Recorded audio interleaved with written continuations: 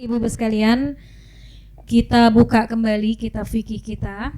Kita lanjutkan pembahasan sampai ke faslun fima yujibul ghusla. Betul itu? Ya, udah ketemu? Ya, baik, kita baca sama-sama. Setelah itu baru kita bahas. Bismillahirrahmanirrahim. Faslun fima yujibul ghusla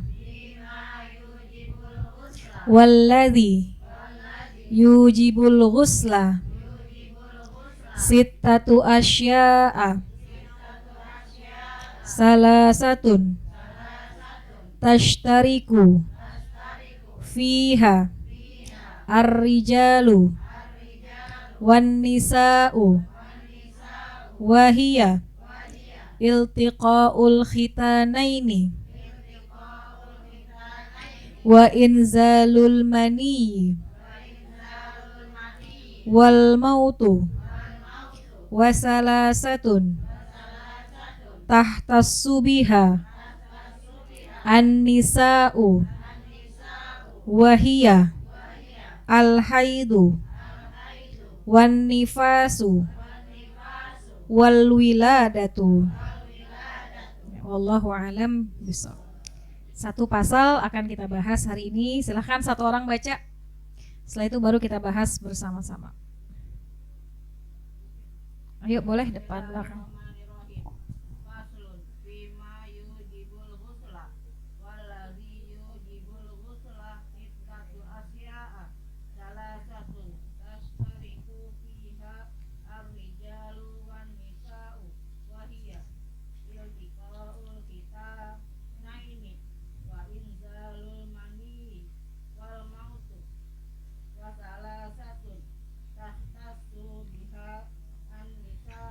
Terus dulu ya.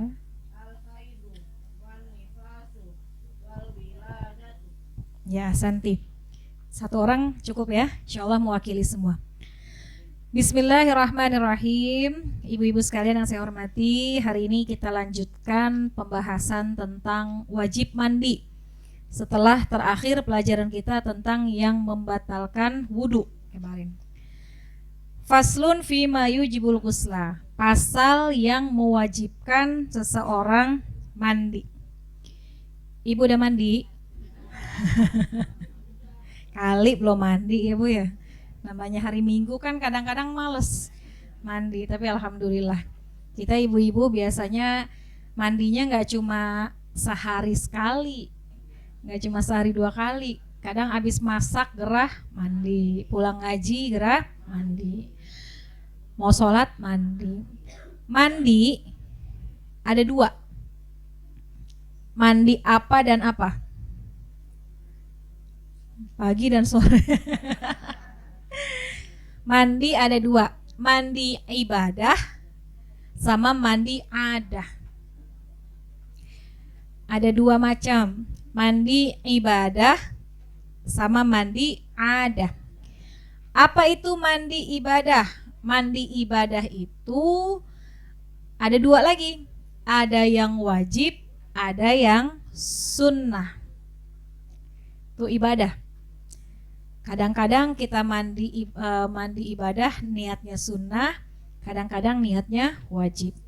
Kalau mandi ada, itu namanya mandi secara kebiasaan. Tuh yang tadi pagi ibu mandi, sebagian besar mandi ada. Kecuali kalau yang habis haid, ya, yang habis ada sesuatu selain mandi biasa nanti masuknya ibadah. Jadi mandi pagi, mandi habis masak, mandi mau sholat, mandi pulang ngaji, nah itu mandi ada. Mandi kebiasaan karena nggak enak aja gitu. Badan lengket, gerah, maka kita mandi sebagai satu kebiasaan. Nah, mandi ibadah tadi kan ada wajib, ada sunnah. Yang hari ini akan kita bahas adalah yang wajib-wajib gitu. Beranya apa Bu? Mandi ada sama mandi ibadah. Beda di niat dan cara. Kalau mandi ada ya, itu mandinya nggak pakai cara juga nggak apa-apa, main cebar-cebur aja juga boleh, nggak pakai niat juga nggak apa-apa. Ibu juga kalau mandi biasa nggak pakai niat, apaan niatnya ibu ya? Paling mandi ya langsung mandi. Nah, tapi kalau mandi ibadah wajib atau sunnah itu dihadirkan niat. Hari ini kita akan membahas yang wajib-wajib. Kenapa kita harus mandi wajib atau mandi hadas besar, ya? Kalau mandi hadas besar disebut juga dengan mandi janabah. Ada 6 yang menjadikan kita wajib mandi. Wallazi yujibul ghusla sittatu asya'a. Ada 6. Salah satun tashtariku fi harrijal wan nisa. 3 hal ini wajib bagi laki-laki dan perempuan. Sementara 3 lagi hanya khusus bagi perempuan. Jadi yang lebih banyak urusan mandi wajib perempuan. Jadi kalau dirangkum, perempuan itu 6 asbab mandi wajib, sementara orang laki cuma 3. Jadi memang penting banget buat kita tahu nih, apa hal-hal yang menjadi asbab kita wajib mandi. Ini mohon maaf kalau pembahasannya mungkin nanti agak-agak vulgar sedikit ya Bu, karena memang kajian fikih ya seperti itu.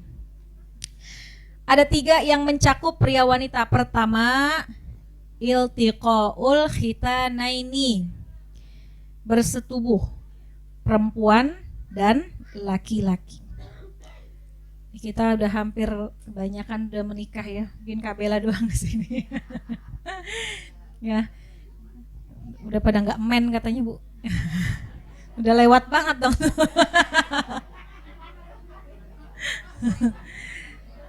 Tapi kalau potongannya sih potongan masih men ini ya. Gitu. Ada yang udah lewat, ada yang masih subur gitu ya, ada yang hampir jelang-jelang gitu.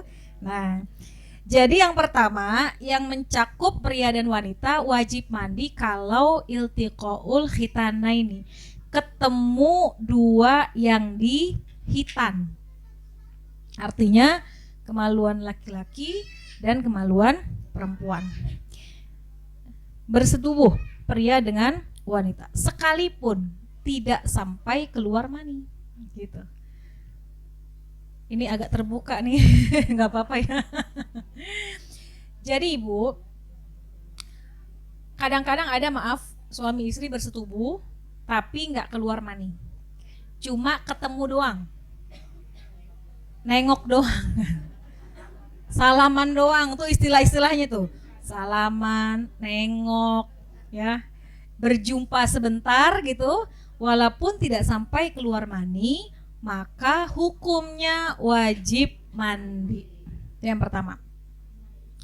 Jadi masuknya sesuatu atau bertemunya 2 yang dihitan. Dengan cara apa? Dengan jalan haram maupun halal. Kalau yang haram jelas, ya, dalam agama kita wala taqrabuz zina, jangan mendekat kepada zina, apalagi melakukan zina.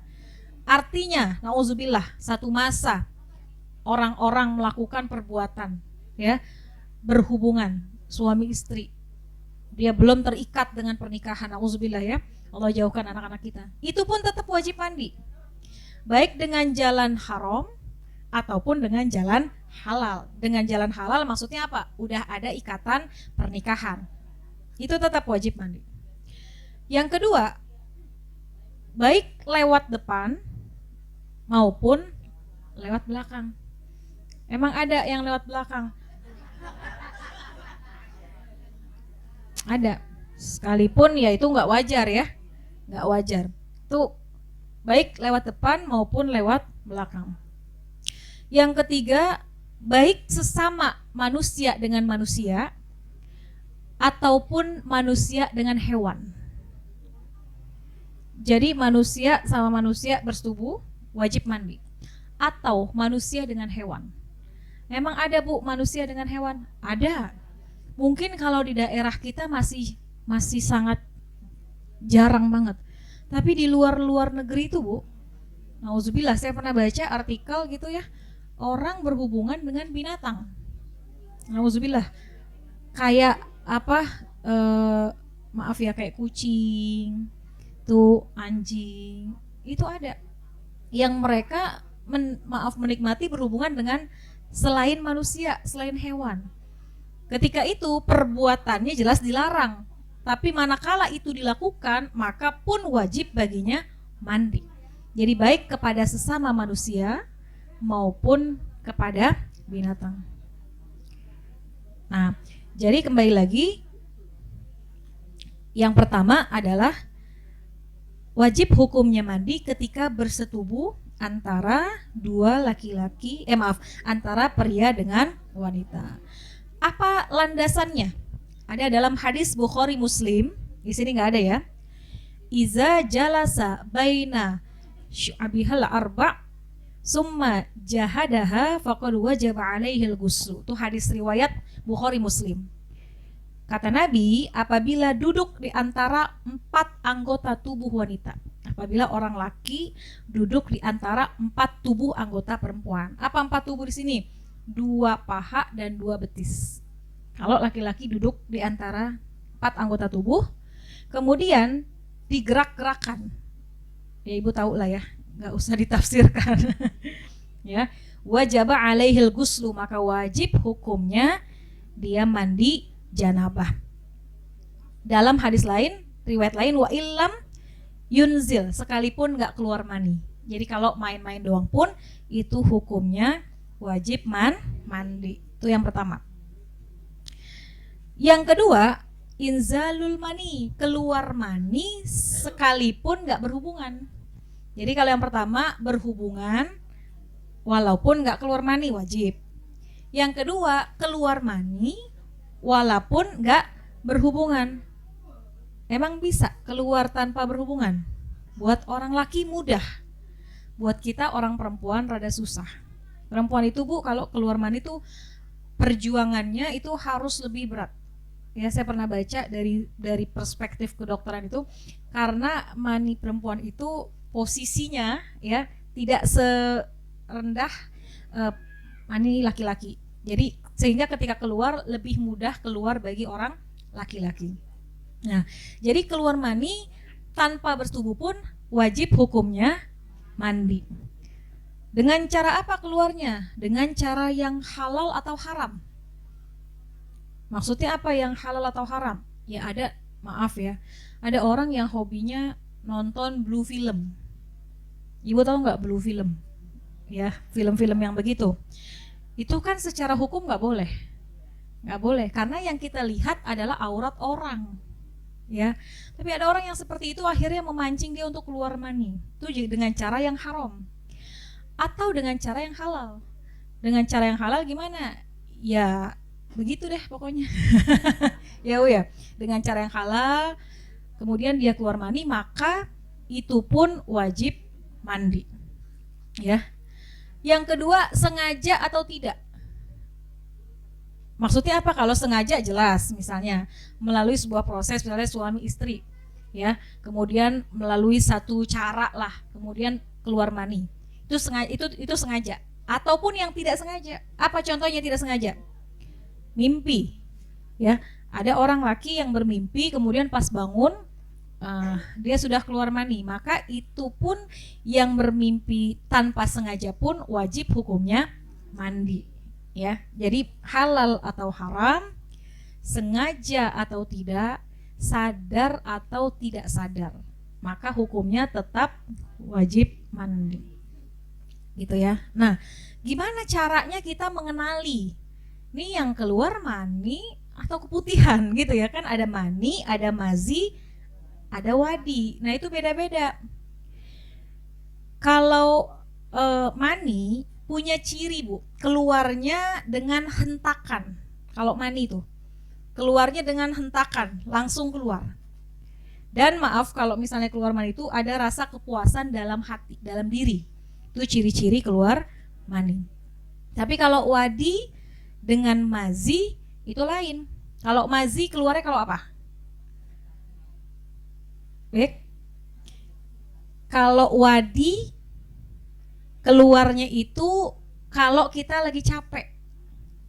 Kalau bahasa kita tuh wadi keputihan gitu.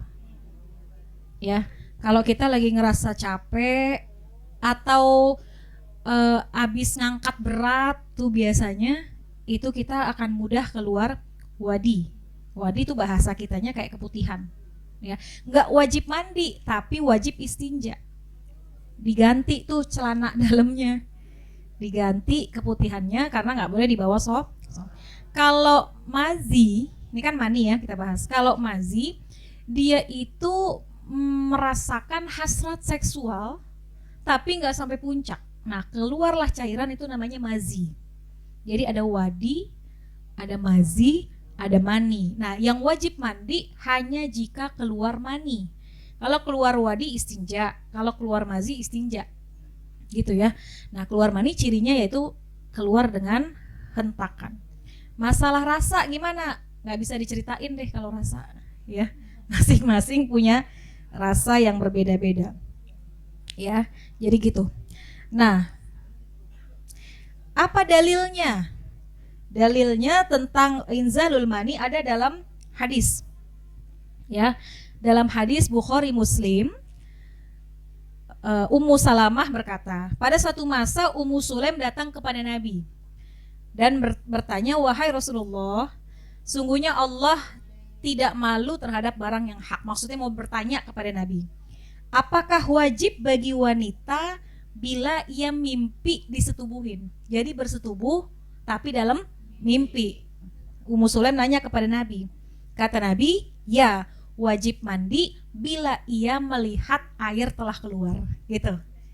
Paham ya? Jadi sekalipun hanya mimpi disetubuhin, kata Nabi wajib mandi kalau pas bangun tidur keluar air. Maksudnya di sini air mani. Tapi kalau dalam mimpi itu disetubuhin pas bangun nggak keluar mani, maka nggak usah mandi wajib. Paham ya? Nah, jadi mimpi basah itu wajib mandi, mimpi nggak basah nggak wajib mandi. Misalnya ibu mimpi didatengin suami, mohon maaf, suami yang udah lama meninggal dunia. Saya sampai kaget. Oh, udah nggak ada. Ini kan karena berdasarkan dengan dalil ini ya. Misalnya suami ibu udah lama meninggal, kemudian datang, mohon maaf, dalam mimpi itu ibu berhubungan. Nah, wajib mandi atau enggak? Kan dalam mimpinya itu berhubungan. Tergantung ketika kondisi bangunnya. Kalau bangunnya enggak keluar mani, enggak wajib mandi. Tapi ketika bangun dia keluar mani, basah, maka hukumnya wajib mandi. Ini pertanyaan ini banyak ditanya sama saya, Bu. Saya didatengin suami saya, Ustazah, mimpi berhubungan, bagaimana? Ya, lihat dulu bagaimana. Pas bangunnya kondisinya bagaimana? Apakah dia dalam keadaan keluar mani ataupun tidak? Jadi gitu ya. Iza ra'atil ma, kalau lihat air maka mandi, kalau tidak maka tidak wajib mandi. Paham ya? Ya. Yang ketiga, wal mautu. Yang wajib mandi adalah wafat, kematian.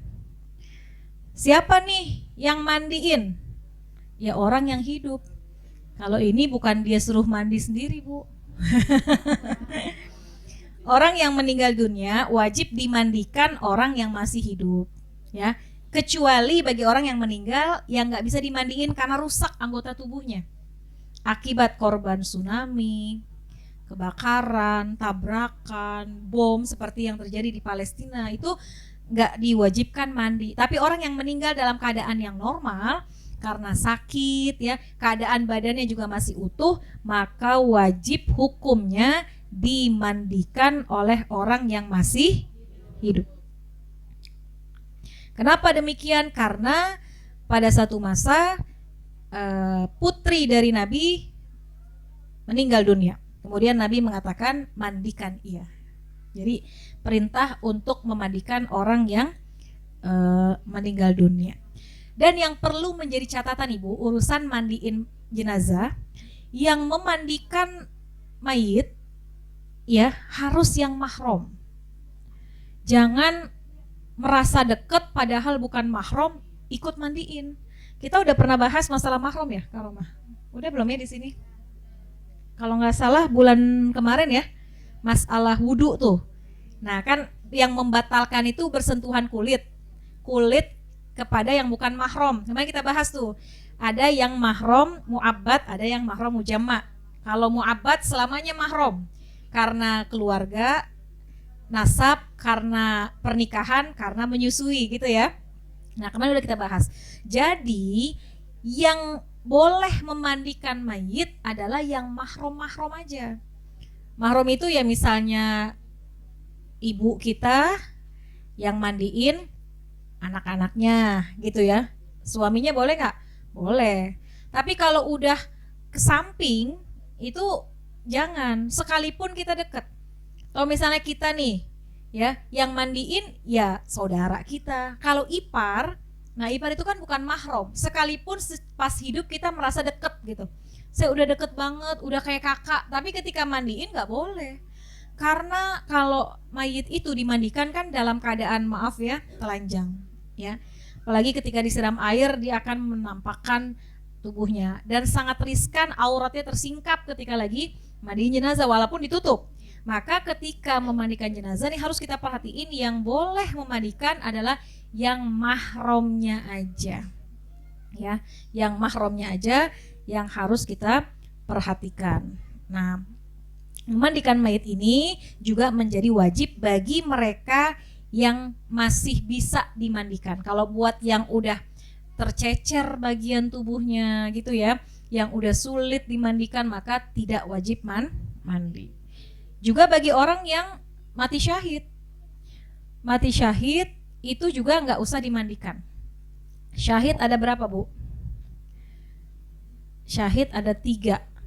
Syahid dunia akhirat, syahid akhirat, syahid dunia.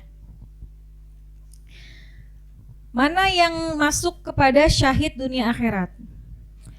Orang yang wafat, yang mati di dalam peperangan, dalam jihad, mempertahankan agama ya, mempertahankan tanah airnya. Itu kayak saudara-saudara kita tuh di Palestina tuh Masya Allah, minasyuhada, mereka kelompok orang-orang yang mati syahid. Nah, meninggal dalam perang, meninggal di tempat, nggak usah dimandikan agar darahnya menjadi saksi gitu. Kemudian ada syahid akhirat. Apa syahid akhirat? Di dunianya meninggal bukan keadaan dalam berperang, tapi ketika di dunia meninggal dalam mencari ilmu. Ya. Lagi mencari ilmu, meninggal dunia. Atau meninggal karena tenggelam, atau tertimpa gempa bumi tuh, tertimpa dengan pohon, tertimpa musibah lah ya. Atau orang yang meninggal dalam keadaan sakit perut. Nah itu termasuk syahid akhirat. Kalau syahid akhirat tetap dimandiin, disolatin, dikafanin, dikuburin. Karena meninggalnya dalam keadaan-keadaan tertentu. Cuma masuk kepada kelompok orang yang syahid akhirat. Ibu juga kalau kita lagi mencari ilmu, ya sebagai orang yang thalabul ilmi kemudian meninggal, tuh Allah masukkan kita sebagai orang yang mati syahid akhirat. Pengen nggak meninggal lagi cari ilmu? Pengen. Sekarang pengen? Jangan dulu ya. Nanti aja Allah bekalnya masih belum cukup, masih amalnya masih sedikit gitu ya. Jadi insya Allah nanti Allah panggil kita ketika kita rasanya sudah cukup dalam persiapan kita. Nah ada syahid dunia. Apa tuh syahid dunia? Dia ikut perang, mati dalam perang, tapi dalam hatinya ya dia itu bukan berjihad karena Allah. Dia ikut berperang karena kalau dia selamat naik jabatan. Niatnya karena dunia gitu. Ikut sih berperang, berjihad dengan membawa senjata, dengan membawa alat-alat perang, tapi di hatinya tuh pasang niat, kalau saya menang, kalau saya dapat harta, ya kalau saya menang naik jabatan saya. Nah itu kalau dia mati, kalau dia wafat syahid, tapi syahid dunia, karena yang diharapin cuma dunia aja, gitu ya. Nah jadi orang yang meninggal maka wajib dimandikan oleh orang yang hidup. Gitu ya. Sekarang nih udah banyak ya jasa-jasa ya, memandikan janais tuh ada ya yang melakukan proses memandikan, mengkafankan itu khusus untuk perempuan-perempuan. Ya. Nah, kemudian yang menjadi pertanyaan, misalnya istrinya udah meninggal, udah dimandiin, ini yang menjadi pertanyaan, udah dikafanin gitu ya. Sebelum ditutup, boleh nggak suaminya mencium istrinya? Istrinya meninggal, udah mandi, udah wudhu, boleh nggak suaminya cium istrinya? Boleh. Yang batal yang hidup, yang meninggal udah nggak dibebani hukum baginya, ya.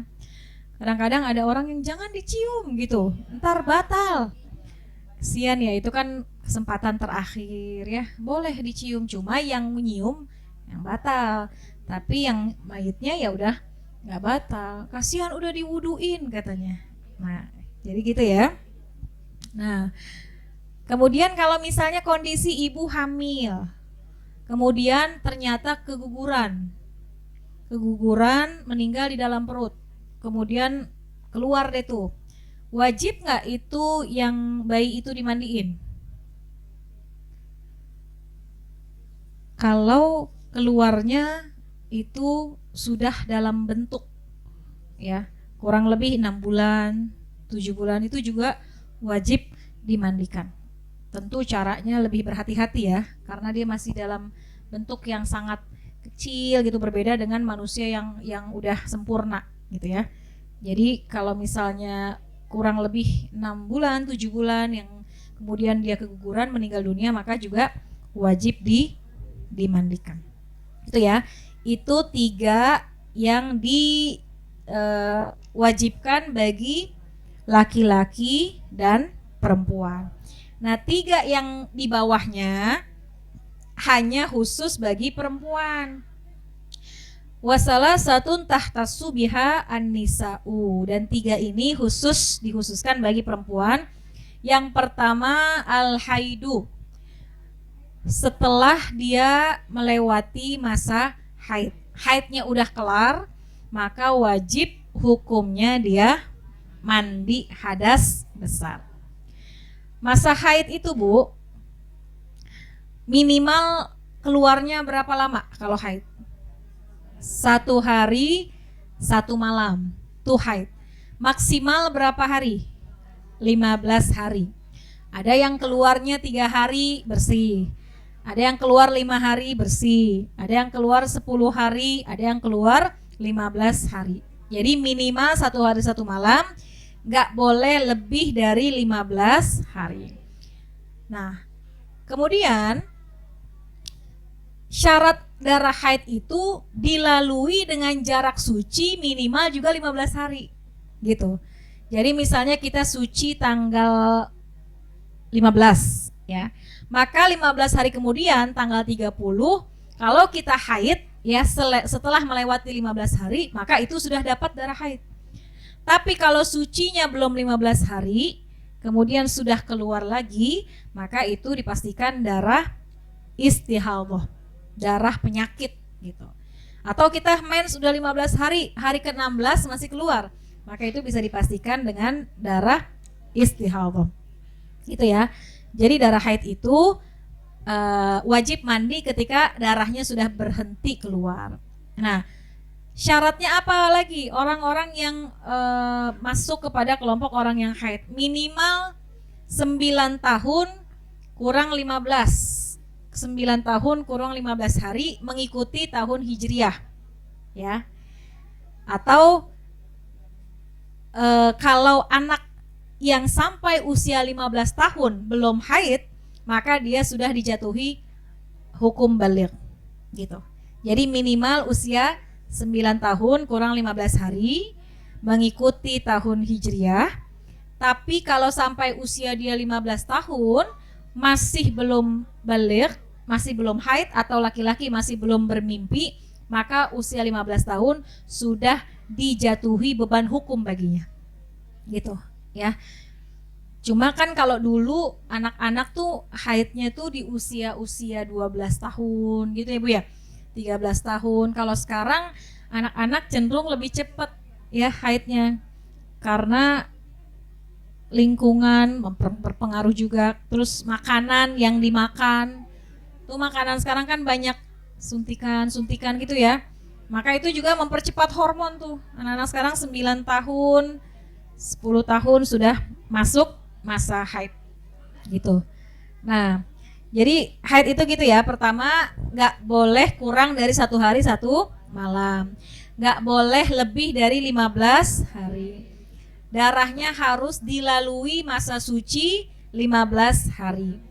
Darahnya tidak boleh didahului oleh kelahiran. Maksudnya darah haid itu bukan setelah lahir, karena kalau setelah lahir itu namanya darah nifas gitu ya. Dan harus keluar dari perempuan minimal usia 9 tahun kurang 15 hari tahun hijriah gitu. Kurang 15 hari ya maaf, bukan 9 tahun 15 hari, 9 tahun kurang 15 hari tahun hijriah gitu ya. Darah haid itu apa sih Bu? Dalam Al-Quran dikatakan yas'alunaka anil mahid kul huwa azza fa'tazilun nisa'a fil mah. Darah haid itu salah satunya adalah kotoran, darah penyakit. Maka jangan dekati perempuan ketika ia masa haid. Wala taqrabuhunna hatta yathur. Jangan dekat-dekat sampai dia suci. Fa iza tatoharna fa'tuhunna min haitsu amarakumullah. Kalau udah bersih, silakan dekatin dengan cara yang diperintahkan oleh Allah. Maka larangan tuh kalau orang yang masih haid berhubungan badan. Larangan. Kalau kata orang ya, kalau lagi haid berhubungan badan nanti memperpengaruh ke anaknya katanya gitu ya, wallahu a'lam. Jadi masa haid itu adalah darah penyakit. Maka jangan darah kotor, maka janganlah mendekat kepada perempuan yang sedang dalam masa haid. Yang kelima yang juga wajib mandi bagi perempuan adalah nifas, ya. Wan nifasu, apa itu nifas? Nifas adalah darah yang keluar setelah melahirkan. Minimal berapa kalau nifas? Minimal setitik. Setitik setelah melahirkan, ya, sebentar aja, sedikit aja itu udah masuk nifas. Maksimal berapa hari? Umumnya 40 hari, maksimal bisa sampai 60 hari. Ya, ini hasil istiqra' penelitian dari Imam Syafi'i. Nah, jadi yang umum 40 hari. Tapi bukan berarti kita nunggu 40 baru kita suci. Ada orang yang beda-beda ya, Bu. Kalau dia normal, dia biasanya masa nifasnya lebih lama. Kalau normal, saya ngalamin normal dengan sesar. Kalau sesar, masa nifasnya lebih cepat. Kenapa cepat? Karena ketika proses operasi itu, darah kita sebagian di vakum tuh diambil. Jadi sisanya tinggal sedikit. Maka orang yang sesar, menurut pengalaman saya pribadi, nifasnya lebih singkat dibandingkan dengan mereka yang melahirkan normal. Nah, umumnya 40 hari, tapi kalau hari ke-20 udah bersih, mandi gitu. Ini udah nggak ada tanda-tanda nih keluar darah lagi gitu ya. Udah beberapa masa, maka mandi. Jangan nungguin sampai 40 hari. Ada jamaah saya, Ustazah saya udah bersih habis melahirkan, nifas, hari ke-30. Berarti ntar saya sholatnya nunggu hari ke-40 ya? Nah, enak bener begitu ya Bu ya. Itu kan umumnya. Umum itu nggak bisa berlaku sama bagi semuanya. Ada yang 30 selesai, ada yang 2 minggu selesai, ada yang 50 hari agak lama. Nah gitu. Jadi itu waktu maksimal ya bagi orang yang nifas gitu ya. Nah barulah setelah itu dia mandi hadas besar, mandi janabah. Nah yang terakhir wajib mandi bagi orang yang wiladah. Apa itu wiladah? Habis melahirkan anak. Nah tapi ini yang harus diperhatikan Ibu. Wiladah ini wajib mandi ketika habis ngelahirin anak, gak dilanjut dengan darah nifas. Itu mandinya ketika itu. Tapi kalau habis melahirkan berlanjut dengan keluar darah nifas, maka mandi wiladahnya nanti setelah nifasnya selesai gitu. Karena kenapa sih diwajibkan mandi? Mandi wajib ini kan untuk membolehkan sholat gitu ya. Kenapa kita mandi habis berhubungan badan? Supaya kita bisa sholat. Kenapa kita mandi habis haid? Supaya kita bisa sholat. Kenapa kita mandi habis nifas? Supaya kita bisa sholat. Kalau habis wiladah lanjut dengan darah nifas, mandinya jangan di depan, tapi mandinya nanti di belakang berbarengan dengan mandi nifas. Karena kalau kita mandi saat itu pun kita nggak bisa sholat. Kenapa nggak bisa sholat? Karena masih keluar darah nifas. Kecuali habis melahirkan bersih, nggak ada darah sama sekali, mandilah wiladah gitu ya. Jangan orang masih masih lemes habis ngelahirin ya. Kita memahaminya sebagai setengah-setengah gitu. Udah Neng sini, gue mandiin. Soalnya abis melahirkan wajib mandi.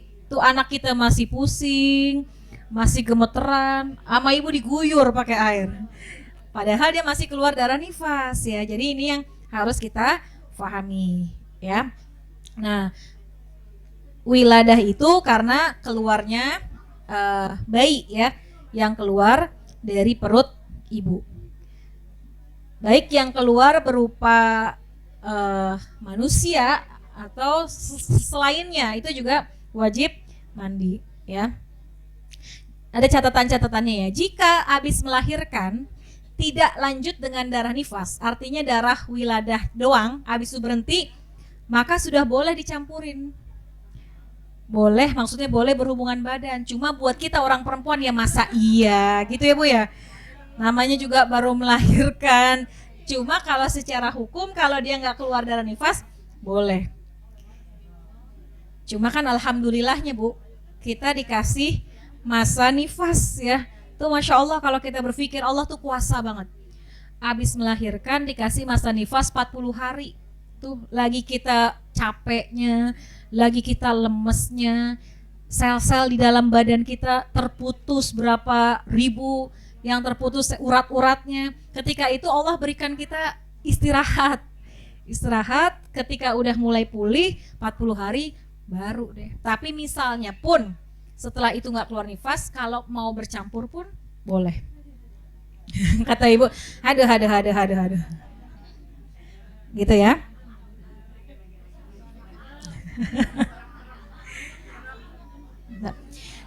Ngilu katanya. Tapi sejauh ini hanya Sayyidah Siti Aminah lah yang nggak keluar darah nifas, ya. Jadi Sayyidah Aminah yang nggak keluar wiladah pun nggak keluar darah, keluar dalam keadaan bersih, keluar dalam keadaan yang suci. Nah, jadi inilah 6 yang mewajibkan mandi. 3 berlaku bagi laki-laki dan perempuan, 3 lagi berlaku hanya untuk perempuan. Jadi kita 6 yang mewajibkan kita mandi. Adapun bagaimana caranya, insya Allah akan kita lanjutkan di bulan berikutnya. Wallahu a'lam bishawab.